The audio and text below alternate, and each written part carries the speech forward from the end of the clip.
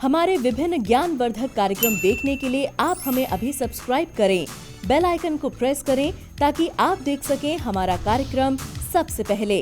रंगों के त्योहार में सभी रंगों की हो भरमार, ढेर सारी खुशियों से भरा हो आपका संसार, यही दुआ है भगवान से हमारी हर बार। मुबारक हो आप सभी को होली का त्योहार। नमस्कार, ज्योतिष ज्ञान में आपका बहुत बहुत स्वागत है। मैं हूं नमिता और मेरे साथ हमेशा की तरह हमारे स्टूडियो में है हमारे बेहद खास मेहमान, पामिस्ट एस्ट्रोलॉजर और वास्तु एक्सपर्ट प्रोफेसर धर्मेंद्र शर्मा जी। आपका बहुत बहुत स्वागत है सर। धन्यवाद।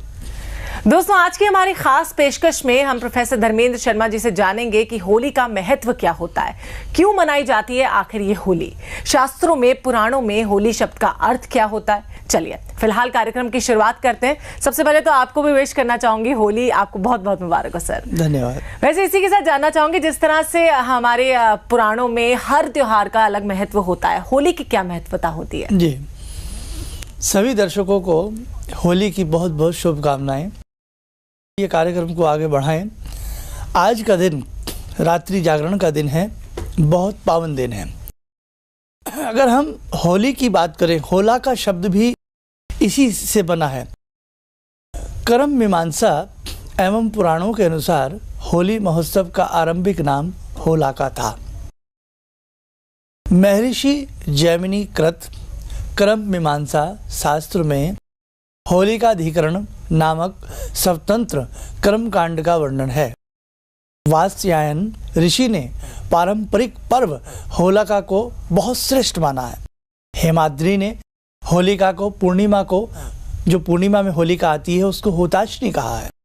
लिंग पुराण में यदि बात करें तो फाल्गुन पूर्णिमा को फाल्गुनिका कहा गया है। इसे ऐश्वर्य देने वाली बताया गया है।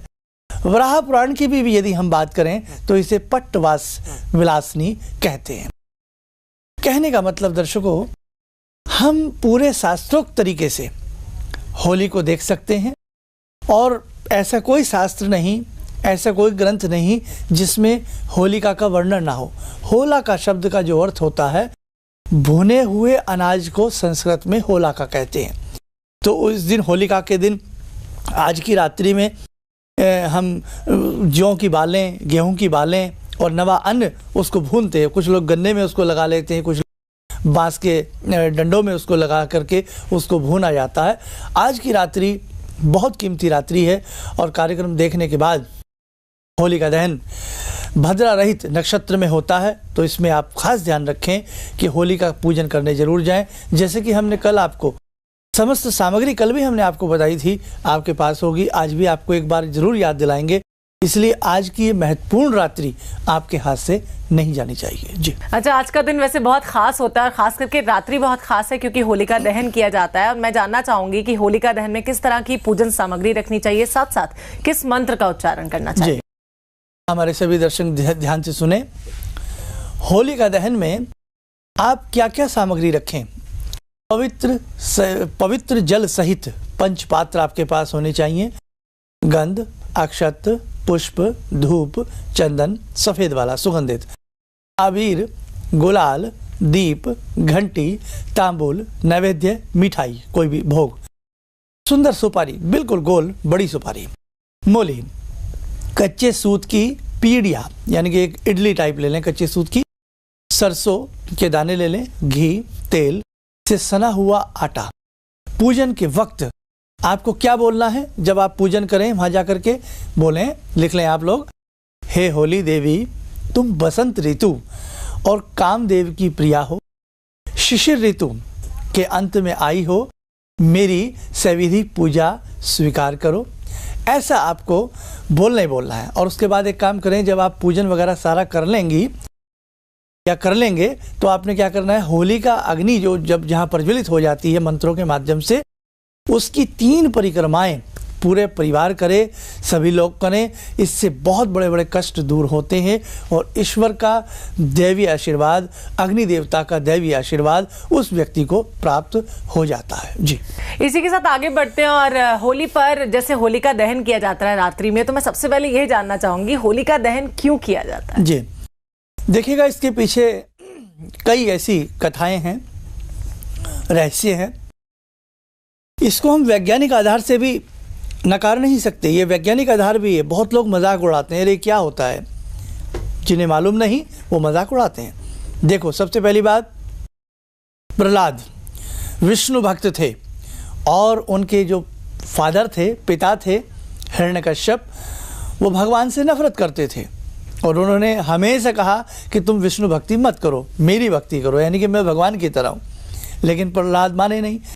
हिरण्यकश्यप की जो बहन थी, यानी कि प्रहलाद की बुआ, उनको एक विशेष आशीर्वाद प्राप्त था कि अग्नि सिद्धि थी उनको, कि अग्नि में वो जल नहीं सकती थी। जब तमाम जतन फेल हो गए और प्रहलाद किसी भी तरह प्रहलाद की भक्ति का अंत नहीं हुआ, तो हिरण्यकश्यप ने अपनी बहन की गोदी में प्रहलाद को बैठा करके लकड़ियों में चिनवा दिया और बोले, अगर तुम्हारा भगवान है तो देखते हैं कैसे बचाएगा। और जब अग्नि को प्रज्वलित किया गया तो क्या हुआ कि बुराई के ऊपर अच्छाई की जीत हुई। अग्नि की ज्वालाओं में होलिका, जो उनकी बुआ थी होलिका, वो जल करके भस्म हो गई और ईश्वर की कृपा से उनके भक्त प्रहलाद से शरीर, स्वस्थ शरीर बिल्कुल बच गए। तो कहने का मतलब दर्शकों, यहाँ एक सबक और मिलता है कि जीवन में कितनी भी विषमताएं क्यों ना हो, जीवन में कितनी भी ज्वालाएं क्यों ना हो, जीवन कितना भी जाज्वल्यमान क्यों ना बना हो, अग्नि भीषण क्यों न लग जाए, हमारे ग्रहों हमें क्यों न तंग कर रहे हों, लेकिन जो ईश्वर भक्त होता है, तो जिस प्रकार से होलिका से, अग्नि से भगवान विष्णु ने अपने भक्त प्रहलाद को बचाया, तो वो हमें भी बचाते हैं, हमारी भी सुरक्षा करते हैं। हमें ईश्वर से हमेशा जुड़ कर के रहना चाहिए।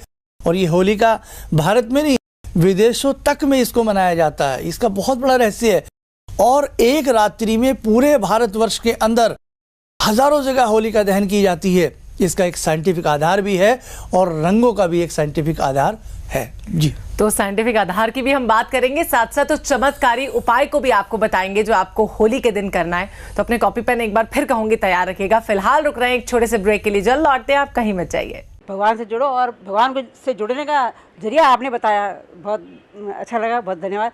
और सनातन धर्म को जिंदा रखने के लिए आप जो प्रयास कर रहे हैं वो बहुत सराहनीय है।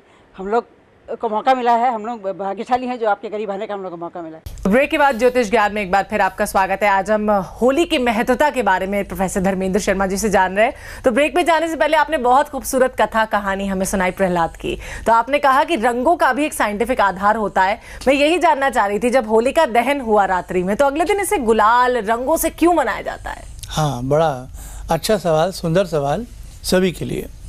देखिए, एक यहाँ पर कथा और है, डुड्ढा नाम की राक्षसी। आज भी ठूंड, बच्चे, ठूंड किसको कहते हैं? जो सूख जाता है। बच्चों में एक ऐसा रोग होता है, बच्चे सूखते चले जाते हैं।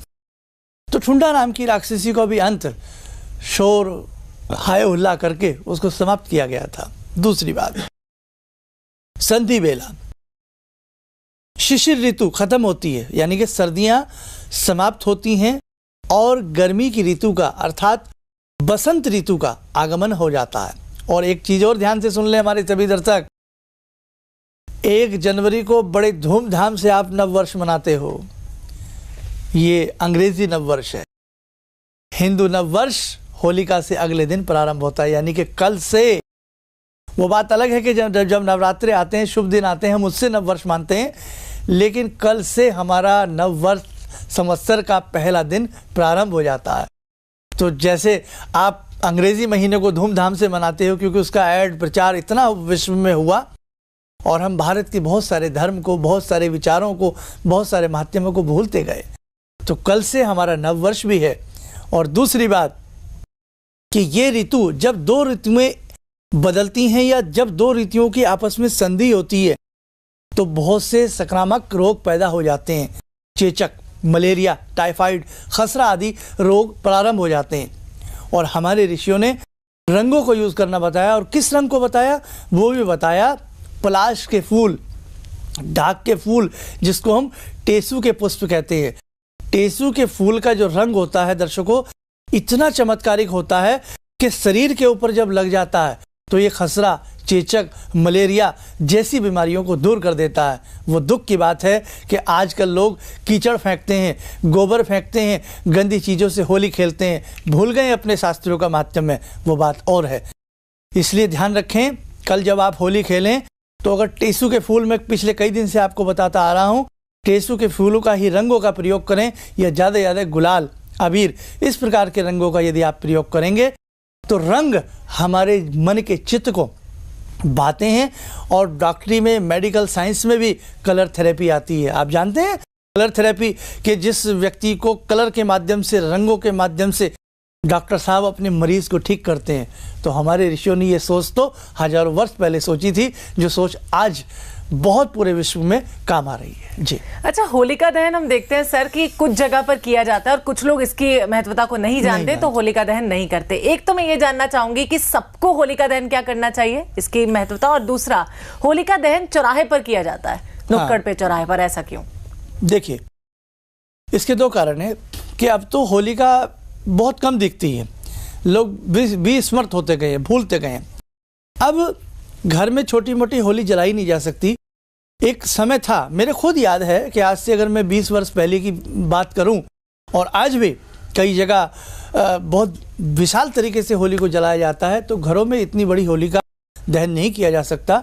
चौराहे पर इसलिए किया जाता है। अब तो चौराहे नहीं रहे, छोटी छोटी जगह हो गई हैं, कंजेस्टेड जगह हो गई हैं। तो पहले खुले मैदान होते थे, चौराहे होते थे, तो वहाँ पर विशाल, जब होलाष्टक प्रारंभ हो जाते हैं, ठीक पूर्णिमा से, अष्टमी से लेकर पूर्णिमा तक होलाष्टक लग जाते हैं।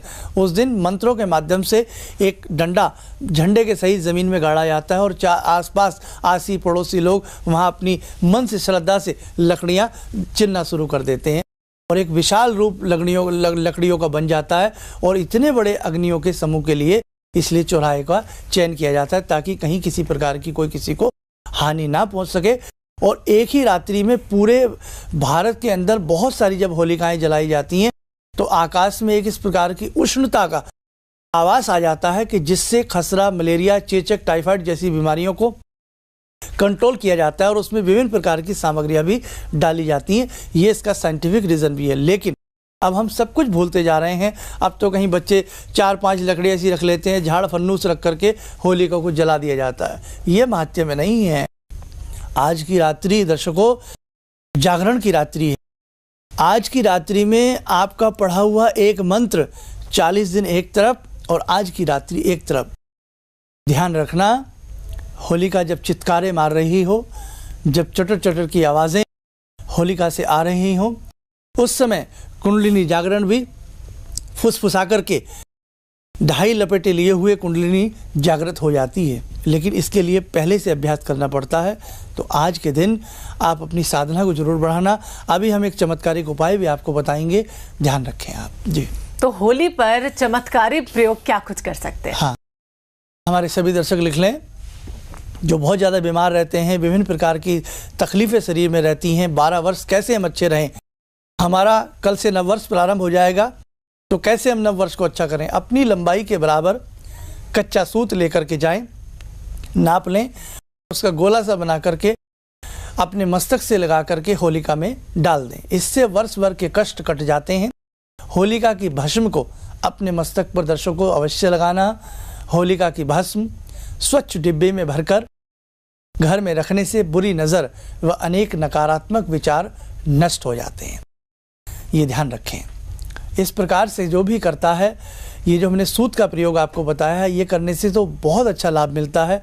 वर्ष भर हमारे शरीर के आने वाले कष्ट, होलिका में जिस प्रकार से होलिका नष्ट हुई, बुराई नष्ट हुई और प्रहलाद की जीत हुई, उसी प्रकार से हम जो कच्चा सूत उसमें डालते हैं अपने शरीर से नाप करके, हमारे सभी कष्ट कट जाते हैं। और कल से जो हमारा नववर्ष प्रारंभ होगा, पूरा वर्ष, पूरे 12 महीने भगवान की कृपा से, अग्निदेव की कृपा से, विष्णु भगवान की कृपा से, 33 कोटि देवी देवताओं की कृपा से विशिष्ट चमत्कारिक हमें प्रभाव दिखाते हैं। जी, ये तो पूजा के वक्त हम कर सकते हैं। और क्या कुछ खास किया जा सकता है होली के दिन?